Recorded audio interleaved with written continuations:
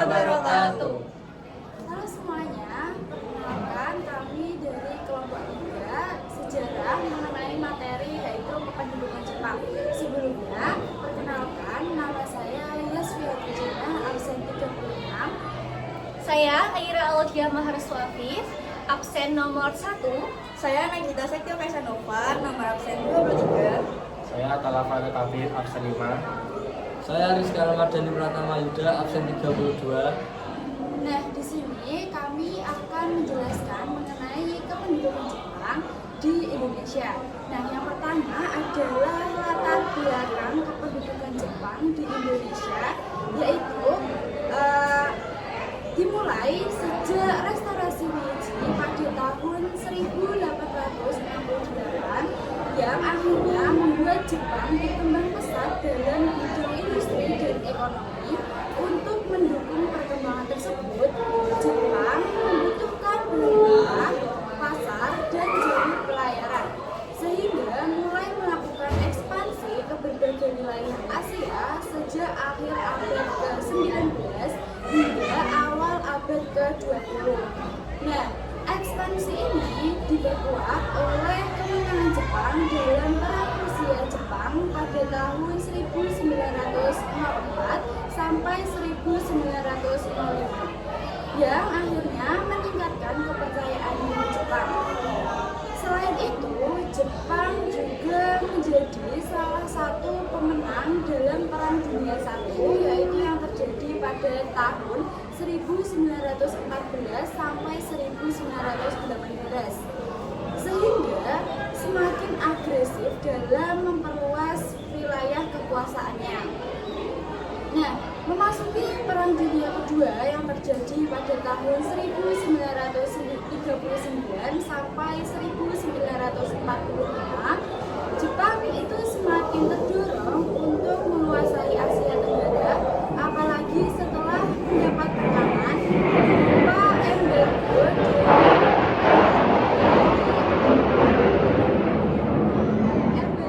dari Amerika Serikat pada tahun 1941. Hal ini memicu Jepang melakukan serangan Pearl Harbor pada 7 Desember 1941 yang menjadi awal keterlibatan besar Jepang dalam perang dan mempercepat ekspansinya, termasuk ke Indonesia pada tahun 1942. Belanda yang menguasai Indonesia saat itu kalah dari Jepang dalam pertempuran di Asia Tenggara. Nah, penyerangan resmi terjadi pada 8 Maret 1942 di Kalijati. Sejak saat itu, Indonesia resmi diduduki Jepang.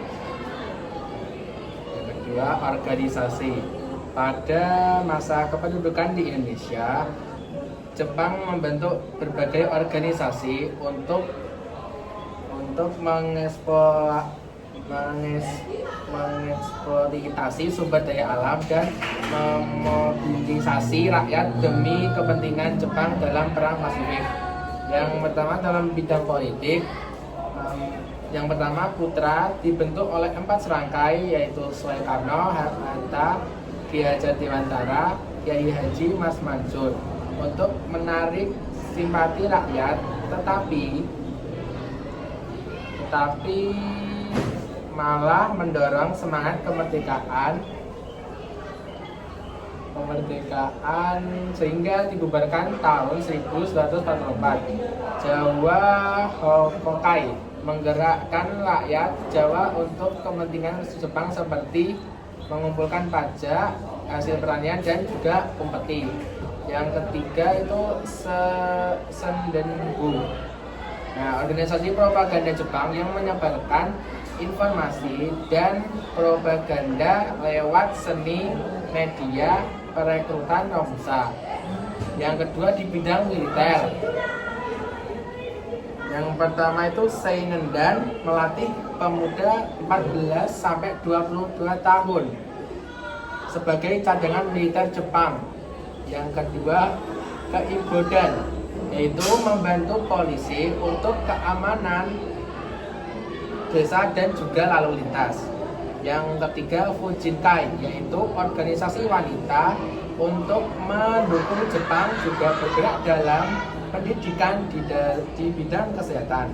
Yang ketiga Jibakutai, yaitu pasukan berani mati sebagai pasukan petapis.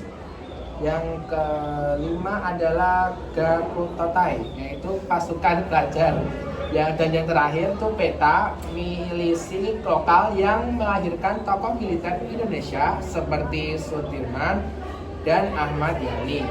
Yang ketiga yaitu bidang sosial pro budaya ya. Yang itu gerakan 3A, itu propaganda Jepang dengan slogan Nippon Pelindung, Pemimpin, dan Cahaya Asia. Namun dibubarkan karena kurang diminati. Yang kedua Masyumi, yaitu dibentuk untuk memanfaatkan umat Islam berkembang pesat dan menjadi wadah konsolidasi organisasi Islam. Yang ketiga yaitu Suisintai, yaitu organisasi pelopor di bawah Jawa dipakai tokoh nasional untuk menyebarkan nasionalisme. Dan yang keempat terakhir adalah bidang ekonomi. Jepang mewajibkan setoran hasil pertanian, menguasai sumber daya seperti minyak, serta membentuk Romyokai untuk mengatur lembaga kerja. Dan seterusnya ada tokoh kependudukan Jepang. Yang pertama ada Hitoshi Imamura. Letnan Jenderal Imamura adalah Panglima Tentara ke-16 yang memimpin invasi ke Jawa. Ia dikenal memiliki kebijakan yang relatif lunak di awal pendudukan untuk menarik simpati penduduk lokal, kebijakan politik yang merangkul. Yang kedua ada Kumakichi Harada, Letnan Jenderal yang menjabat sebagai Panglima Tentara ke-16 menggantikan Imamura. Di bawah kepemimpinannya, mobilisasi penduduk menjadi sangat intensif. Ia memprakarsai pembentukan berbagai organisasi semi militer dan pemuda seperti Keibodan, Barisan Pembantu Polisi, dan Seinendan, Barisan Pemuda yang melibatkan jutaan penduduk desa. Yang ketiga ada Kunaiki Koiso. Meskipun ia berada di Tokyo sebagai Perdana Menteri Jepang menggantikan Hideyutojo, namanya sangat krusial bagi penduduk Indonesia pada September 1944. Ia mengeluarkan janji Koiso, yaitu pernyataan resmi bahwa Indonesia akan diberi kemerdekaan di kemudian hari. Hal ini berdampak besar pada struktur kependudukan karena Jepang mulai membentuk Badan-Badan Persiapan Kemerdekaan atau BPUPKI. Berikutnya, akhir kependudukan. Pendudukan Jepang di Indonesia berakhir setelah mereka menyerah tanpa syarat kepada sekutu akibat kekalahan dalam Perang Dunia II. Momen penyerahan diri ini dipicu oleh pemboman atom di Hiroshima pada 6 Agustus 1945 dan Nagasaki 9 Agustus 1945. Jepang resmi menyatakan menyerah pada 15 Agustus 1945 yang memicu kevakuman kekuasaan atau vacuum of power dan menjadi celah bagi bangsa Indonesia untuk memproklamasikan kemerdekaannya pada tanggal 17 Agustus 1945. Masa-masa kritis menuju berakhirnya pendudukan Jepang diwarnai oleh beberapa peristiwa penting.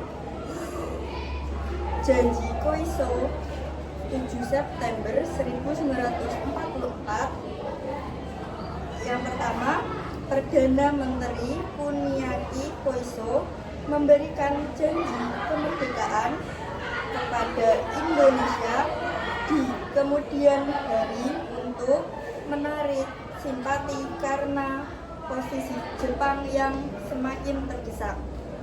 Yang kedua, pembentukan BPUPKI pada tanggal 1 Maret 1945 dibentuk sebagai realisasi janji Jepang untuk mempersiapkan segala hal yang berkaitan dengan kemerdekaan Indonesia. Yang ketiga, peristiwa Rengas Dengklok yang terjadi pada 16 Agustus 1945, para pemuda mendesak Soekarno dan Muhammad Hatta untuk segera memproklamasikan kemerdekaan terlepas dari janji-janji Jepang.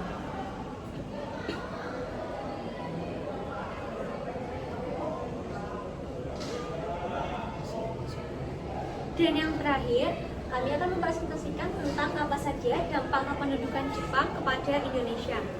Yang pertama adalah dari bidang politik, yaitu mobilisasi dan struktur.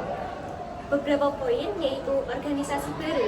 Jepang membubarkan organisasi Belanda dan membentuk wadah baru. Contohnya yaitu Gerakan 3A dan Sutra, yang justru dimanfaatkan oleh tokoh nasionalis untuk berkonsolidasi. Yang kedua adalah pembagian wilayah. Indonesia dibagi menjadi 3 wilayah pemerintahan, yaitu Sumatera, Jawa Madura, dan Indonesia Timur. Modal kemerdekaan, pembentukan organisasi militer, contohnya yaitu PETA dan HIHO, dan juga semi militer, memberikan rakyat Indonesia keterampilan perang profesional yang krusial saat revolusi fisik. Yang kedua, dilihat dari bidang ekonomi, contohnya eksploitasi barang perang, sistem autarki, seperti setiap daerah wajib mandiri secara ekonomi untuk menyokong kebutuhan perang Jepang. Krisis pangan, rakyat wajib menyetorkan hasil panen secara besar-besaran yang menyebabkan kelaparan besar bagi rakyat Indonesia. Setelahnya yaitu alih fungsi lahan. Kebun ekspor diganti menjadi lahan pangan atau pohon jarak untuk bahan bakar mesin Jepang. Yang terakhir kita bisa lihat dari bidang sosial dan budaya, yaitu penderitaan rakyat dan krisis identitas. Yang pertama adalah Romusa, yaitu sistem kerja paksa yang mengakibatkan ribuan rakyat meninggal akibat kelaparan dan penyakit. Lalu stratifikasi sosial, posisi rakyat Bumi Putra dinaikkan di atas orang Eropa untuk menarik simpati. Yang ketiga, bahasa Indonesia. Penggunaan bahasa Indonesia meluas sebagai bahasa resmi dan pengantar pendidikan, menggantikan bahasa Belanda. Yang terakhir adalah benturan budaya. Tradisi Seikere atau menghormati matahari ditentang oleh kalangan muslim karena dianggap menyimpang dari akidah. Nah, itu tadi adalah presentasi atau penjelasan kelompok 3 mengenai kependudukan Jepang di Indonesia. Sekian dari kelompok 3, mohon maaf apabila ada salah kata atau kebenaran. Dari kami sekian. Wassalamualaikum warahmatullahi wabarakatuh. Iki tak lambat nih, pin pas 15.